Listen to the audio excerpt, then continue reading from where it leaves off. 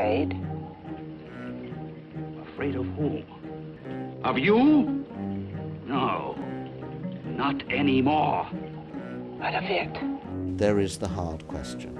How does matter, which has no consciousness, give rise to consciousness? Neuroscience is a form of mapping, it seems to me. I think the definition of consciousness is the one thing that neuroscience has sidestepped. We're dealing with the how, not the why. We've been trying to divine for it with inappropriate tools. So it's like when we want to calibrate our musical instruments, we use a tuning fork. We don't go and use a ruler. Why we see what we do. Understanding that's tremendously important.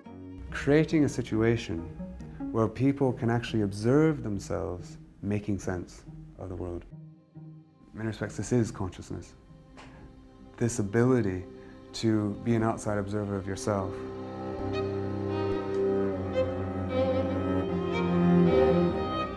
One of the things that we know about brains is that they're plastic. They change with experience.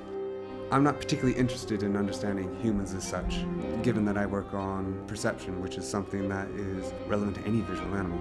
I sort of think of bees as like little flying people.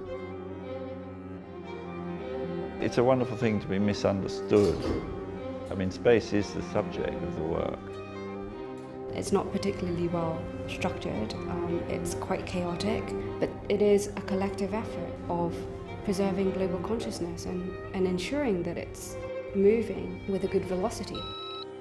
We probably experience about 1,000 numbers an hour, or 16,000 numbers a day, or 6 million numbers in a lifetime. Only about 10% of the information that the brain uses to see comes from the eyes. The same thing, of course, is true in bumblebees and in fact, all nervous systems. I think that sculpture is, in the age of the internet, so utterly important because it brings us back to that tactile, enduring, resistant presence of thingness. We do have to find more imagination within ourselves, more creativity, more collectivism. How is it possible to be an effective citizen in a numerate society if you can't deal with numbers? The limitation of consciousness, well, we're losing the best half of being alive. What's locked behind that door?